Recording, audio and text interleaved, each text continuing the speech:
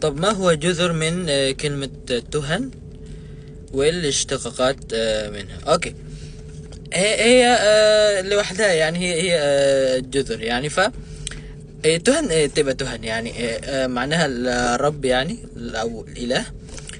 لو تكررها معناها الالهة، معناها يعني كلمة جمع تهن تهن. وفي برضو كتوهانا اللي هي الألوهية، كتوهانا إضافة كما عن ديت يعني تفيد معنى الألوهية. كتوهانا كتوهانا. في باب منه هن كان تجعل الواحد آله، يعني تجعل الواحد إله، يعني ده اسمه بالإنجليزي، أو ياخد حد إله. منه هن كان مثلا منه هن كان uang، يعني أنت تاخد مالك فلوسك إله أو رب يعني. منه هن كان.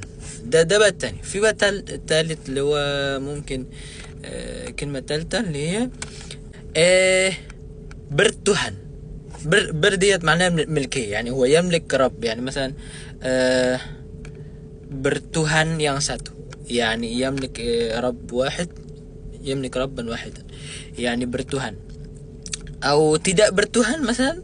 tidak bertuhan يعني هو لا يملك إله أو رب يعني، فهو ملحد. tidak bertuhan. وفي رابعة ممكن اللي هي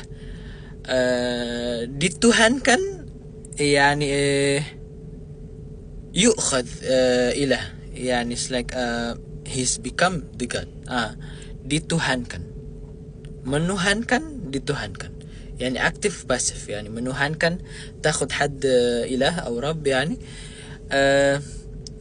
والعكس يعني هو يجعل كإله، يجعل لا اسمع يعني كده يعني. فهي دي الاشتقاقات منها، يعني من هذه الكلمة تهن. وفي كلمة توان بدونها، يعني توان هي السيد.